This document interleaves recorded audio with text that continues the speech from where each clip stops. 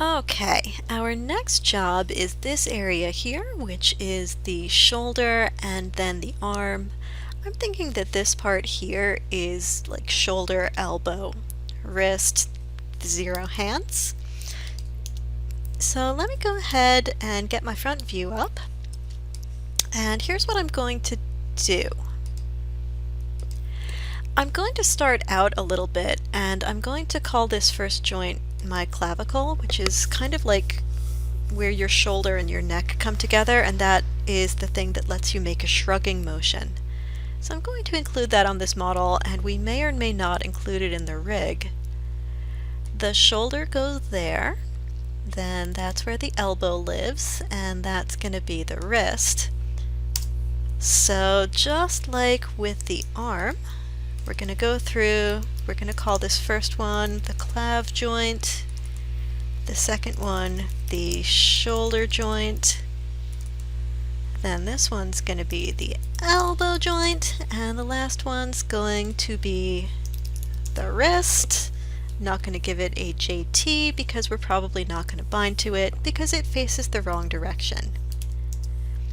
These joints are going to be super tiny because the little flappy arm is super tiny.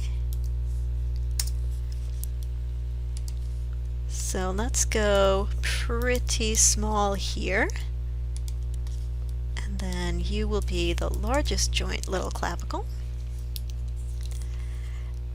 And again, just like with the leg, we're going to spend some time making sure that all of the joints are in the right place. D will move me into pivot manipulation mode so I can offset the shoulder from the clavicle. And then it looks like my elbow is going to pull back a little bit, and my wrist is going to pull back a little bit too. And again, you could decide that the clavicle is up here for the actual clavicle bone or back here for the shoulder blade. That's up to you. You can put them anywhere you want. This is your humanoid biped.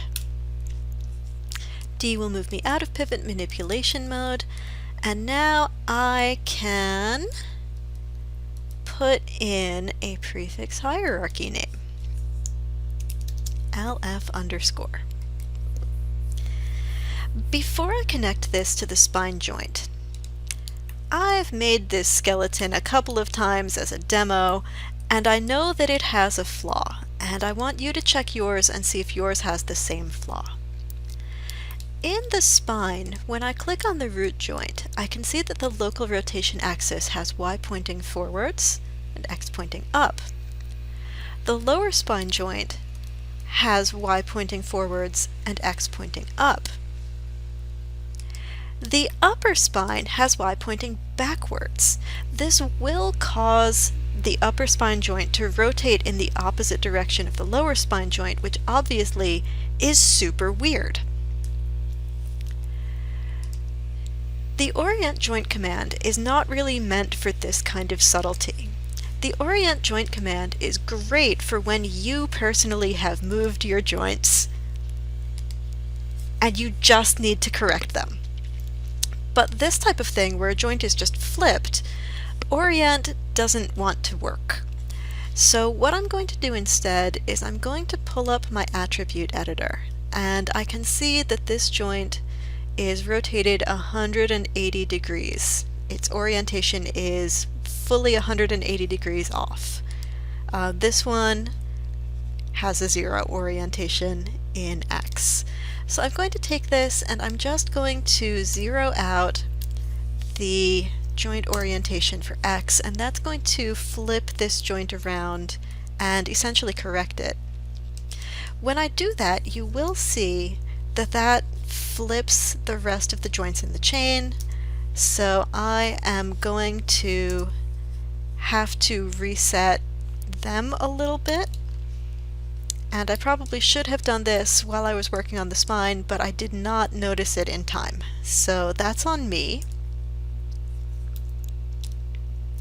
So let's pull that one up a little bit, and then let's take this one and pull that up kind of a lot. And then we'll come in here and orient joint and just flip that up a little bit. Now I notice that this one has also decided to orient 180 degrees in the opposite direction, so we'll just flip that around too. And this last one is going to hold any problems. This is where all of the problems live, and that's fine. That's its whole job. So now when I look at my joint, they should all be oriented in the same direction.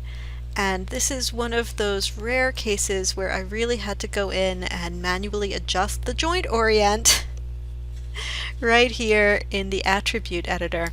I don't know if you're going to have the same thing happen. You might.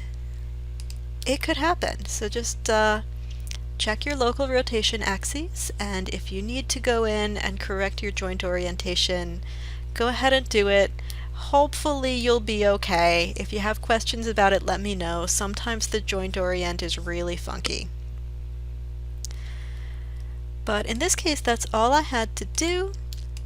And now I can take my left clavicle and make it the child of my shoulders joint, and everybody should be fine, and I should be able to mirror and then orient these joints, and that should be it for the whole entire skeleton. We'll just open these up so you can see the full skeleton, and in the next video I will do my skin bind, so good luck with your spine and your arms.